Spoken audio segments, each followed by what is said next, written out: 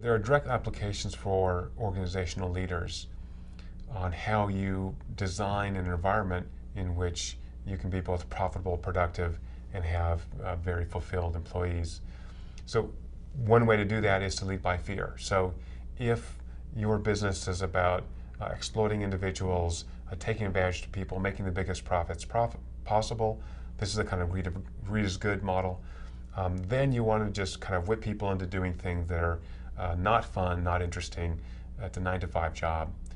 If instead the oxytocin research is correct, that individuals normally connect to each other, that's our mode of being as social creatures, as human beings, and it means that if business is about service to others, then business itself is a virtue. You're engaging in a virtuous activity by serving the needs of somebody else.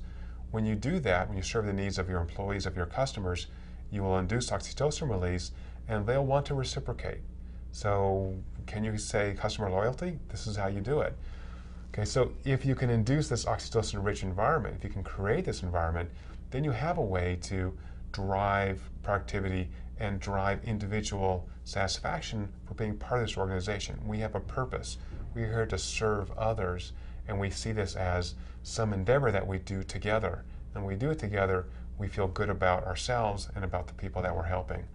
So what this means is that in the old model, greed is good, the management technique is lead with fear.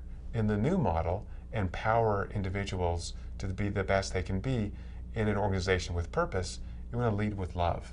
So if you lead with love, then you have this oxytocin environment that will motivate people going beyond exceeding expectations, leading to delighting the customer, delighting the people around me. And delight is what we really want from a customer experience. One of the key findings we've discovered just in the last 2 years is that oxytocin release facilitates release of other chemicals in the brain, including chemicals that are associated with reinforcement learning and reward. So it literally feels good to do good. And I think that was the missing piece of the conscious capitalism equation, which is, gee, I think I should do this. I think I have a good reason to be compassionate towards those around me and be a good steward for the resources I have. But I'm really working against human nature. And I think the science we've done shows that's not the case, that this is in fact very compelling. People want to work for Whole Foods or the Container Store or Southwest because they enjoy it. They get pleasure out of doing good for other people. And by doing good for other people, you attract people to you, that is, customers. And when you have those customers, you can do more good. So there's a positive feedback loop. Now the downside's also true.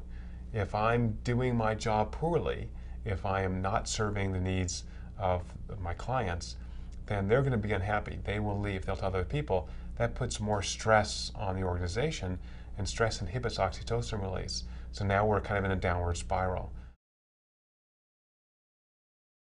If you want to change that direction, there is a kind of recipe from the science that we've done on how to do that.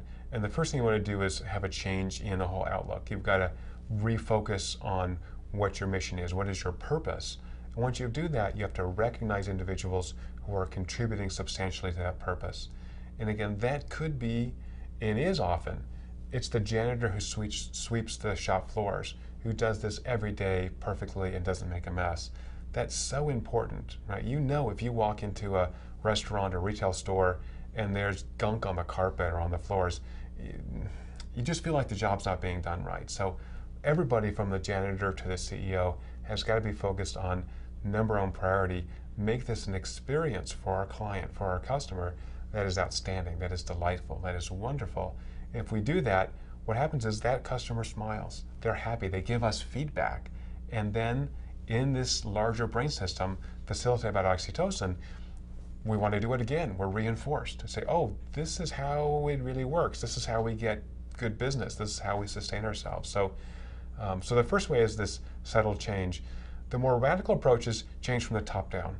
Kick out the CEO and the senior staff and just start over. And that has worked in a number of places.